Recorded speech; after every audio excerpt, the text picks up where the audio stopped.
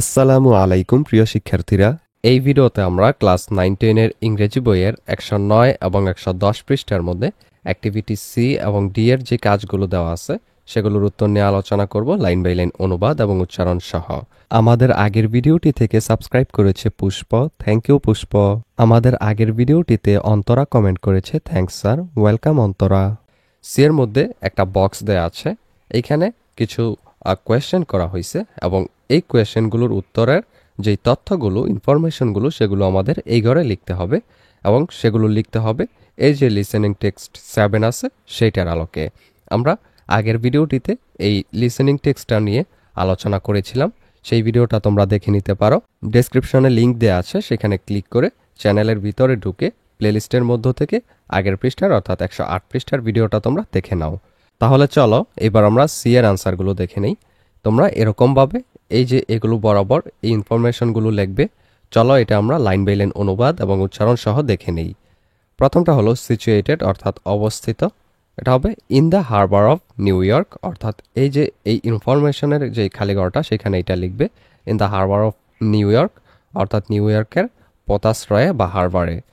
এরপর আর্টিস্ট বা শিল্পী হলেন ফ্রেডরিক অগাস্ট বার্থোলোডি, ফ্রেডরিক অগাস্ট বার্থোলোডি এটার শিল্পী। তারপর গিফট ফ্রম অর্থাৎ যার থেকে উপহারটা পাওয়া হয়েছে সেটা হলো ফ্রান্সের কাছ থেকে। এরপর রিজন ফর দ্য গিফট অর্থাৎ উপহারের কারণ, এটা হলো to commemorate the centennial of the US independence, আমেরিকার স্বাধীনতার শতবার্ষিকী স্মরণ করার জন্য। তারপর প্রেজেন্টেড অন যার উপর উপস্থাপিত, এটা হলো লিবার্টি অফ দ্য ইউএস, আমেরিকার স্বাধীনতা। এরপর অকেশন বা উপলক্ষ, the centennial of the US independence, অর্থাৎ আমেরিকার স্বাধীনতার শতবার্ষিকী এটার উপলক্ষ ছিল। দ্য স্ট্যাচু সিম্বলাইজেস, স্ট্যাচুটি প্রতীকায়িত করে, এটার অ্যান্সার হলো freedom from operation and slavery, নিপীড়ন ও দাসত্ব থেকে মুক্তি। ফ্রেমওয়ার্ক মেড অফ বা যা দিয়ে নির্মিত কাঠামো, সেটা হলো copper sheets 24 carat gold leaf iron, তামার পাত এবং 24 ক্যারেট স্বর্ণের পাতা বা আর লোহা। অ্যামাউন্ট অফ কপার ইউজড অর্থাৎ ব্যবহৃত তামার পরিমাণটা হলো 60,000 pound, 60,000 pound.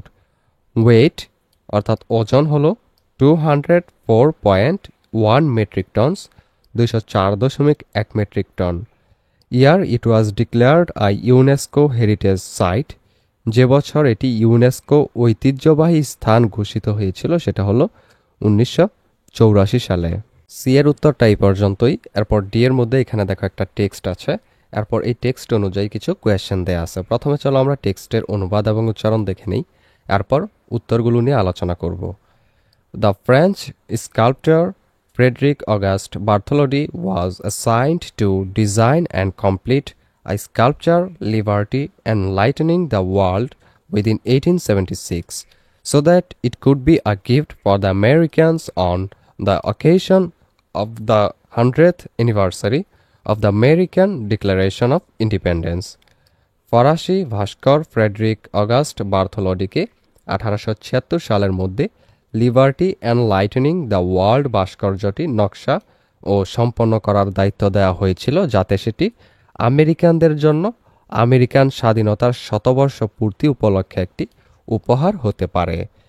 The statue was a joint venture between the USA and France, মূর্তিটি যুক্তরাষ্ট্র ও ফ্রান্সের মধ্যে একটি যৌথ উদ্যোগ ছিল।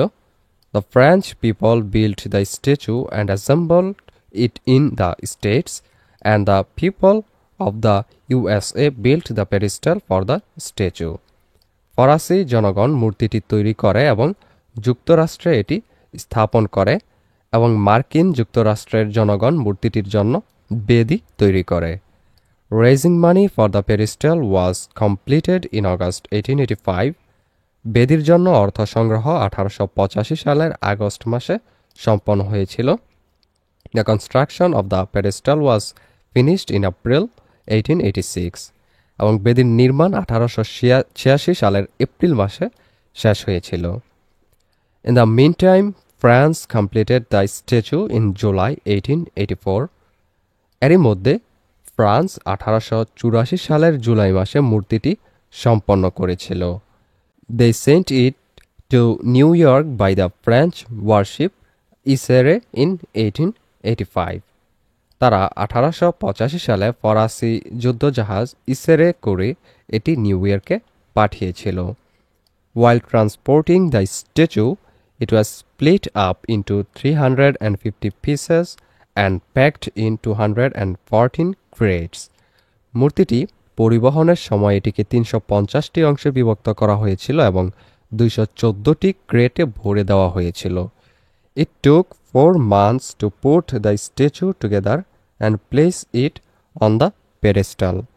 মূর্তিটি একত্র করতে এবং বেদির উপর স্থাপন করতে 4 মাস সময় লেগেছিল। Thousands of people saw the unveiling ceremony of the Statue of Liberty on 28 October 1886. 1886 সালের 28 অক্টোবর স্ট্যাচু অফ লিবার্টির উন্মোচন অনুষ্ঠানে হাজার হাজার মানুষ উপস্থিত ছিলেন। The freedom that the statue stands for is not stationary. The broken chain wrapped around her feet, sticking out from the bottom of her robe, symbolizes her free forward movement and lightening the world with her torch, free from oppression and slavery. মূর্তিটি যে স্বাধীনতার প্রতীক তা স্থির নয়।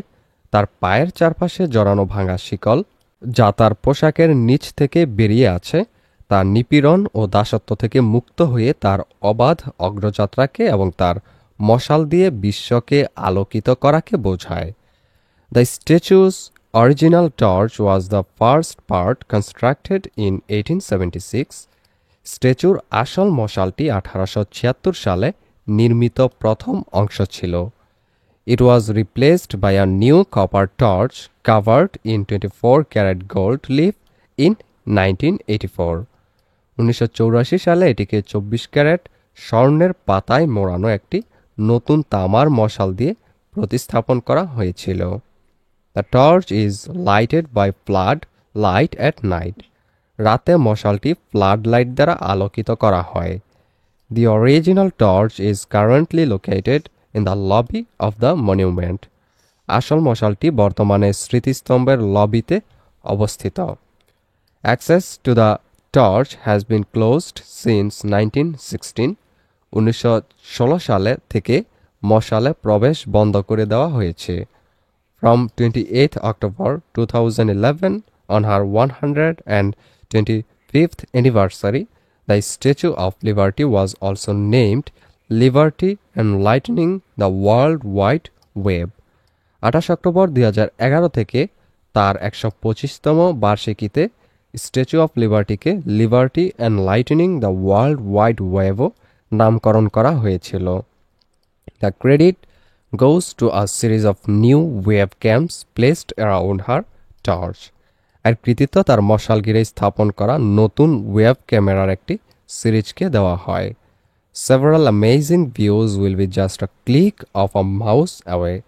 বেশ কয়েকটি চমৎকার দৃশ্য কেবল একটি মাউস ক্লিকের মাধ্যমেই পাওয়া যাবে। On clear days, 3 cameras provide unobstructed views of scenes far and near. পরিষ্কার দিনে 3টি ক্যামেরা দূর ও কাছের দৃশ্যের অবাধ দৃশ্য প্রদান করে। 2 cameras provide an ultra-wide-angle interactive view of the famous golden torch. 2টি ক্যামেরা বিখ্যাত সোনালী মশালের একটি ultra-wide-angle interactive দৃশ্য প্রদান করে। The remaining camera looks downwards towards the crown of the Statue of Liberty, her face and the tablet she is holding. অবশিষ্ট ক্যামেরাটি statue of লিবার্টির মুকুট, তার মুখ এবং তার হাতে ধরা ট্যাবলেটটির দিকে নিচের দিকে তাক করে। So a person can have access to the webcam's live feed of the Statue of Liberty from anywhere in the world. তাই যে কেউ বিশ্বের যে কোনো প্রান্ত থেকে স্ট্যাচু অফ লিবার্টির ওয়েবক্যামের লাইভ ফিড অ্যাক্সেস করতে পারে। এরপর এই টেক্সটটা অনুযায়ী আমাদেরকে কয়েকটা কোয়েশ্চেন করা হয়েছে। চলো আমরা এই কোয়েশ্চেনগুলোর উত্তর দেখে নেই। প্রথম কোয়েশ্চেনটা হলো, On what occasion did the French government give the Statue of Liberty to the USA? কোন উপলক্ষে ফরাসি সরকার স্ট্যাচু অফ লিবার্টি মার্কিন যুক্তরাষ্ট্রকে উপহার দিয়েছিল? Answer, they gave it on the occasion of celebrating the 100 years of the American Declaration of Independence. তারা এটি দিয়েছিল আমেরিকার স্বাধীনতা ঘোষণার 100 বছর পূর্তি উদযাপন উপলক্ষে। When did she reach her destination? কখন তিনি তার গন্তব্যে পৌঁছেছিলেন? Answer, she reached her destination in 1885. তিনি তার 1885 সালে গন্তব্যে পৌঁছেছিলেন। 3 নম্বর question, how was she transported? তাকে কিভাবে পরিবহন করা হয়েছিল? Answer, she was transported on board the French warship Isere. তাকে ফরাসি রণতরী ইসেরেতে করে পরিবহন করা হয়েছিল। 4 নম্বর question, how has new technology made it possible for people to see the statue from anywhere they are? নতুন প্রযুক্তি কিভাবে লোকেদের জন্য যেখানে তারা থাকুক না কেন মূর্তিটি দেখা সম্ভব করেছে? Answer, it has become possible to watch the Statue of Liberty from any corner of the world through the new technology of web camera. Web ক্যামেরার নতুন প্রযুক্তির মাধ্যমে বিশ্বের যে কোনো প্রান্ত থেকে স্ট্যাচু অফ লিবার্টি দেখা সম্ভব হয়েছে। 5 নম্বর question, what do you understand by the expression enlightening the world? পৃথিবীকে আলোকিত করা এই অভিব্যক্তি দ্বারা তুমি কি বোঝো? Answer, the expression means that the women like statue is enlightening the world with the torch in her right hand being out of any operation and slavery. এই অভিব্যক্তিটির অর্থ হল নারী সদৃশ মূর্তিটি তার ডান হাতে থাকা মশাল দিয়ে নিপীড়ন ও দাসত্বের বাইরে থেকে বিশ্বকে আলোকিত করছে। এই ভিডিওটি এই পর্যন্তই। পরবর্তী ভিডিওতে আমরা পরবর্তী পৃষ্ঠা 111 পৃষ্ঠার লেসন 4 লিখব বিকালের। এর মধ্যে যে কোয়েশ্চেনগুলো আছে সেগুলোর উত্তর নিয়ে আলোচনা করব, প্লাস বি এর মধ্যে যে টেক্সটটা দেওয়া আছে এটার লাইন বাই লাইন অনুবাদ এবং উচ্চারণ নিয়েও আলোচনা করব। সেই ভিডিওটা পেতে হলে অবশ্যই চ্যানেলটিকে সাবস্ক্রাইব করে রেখো।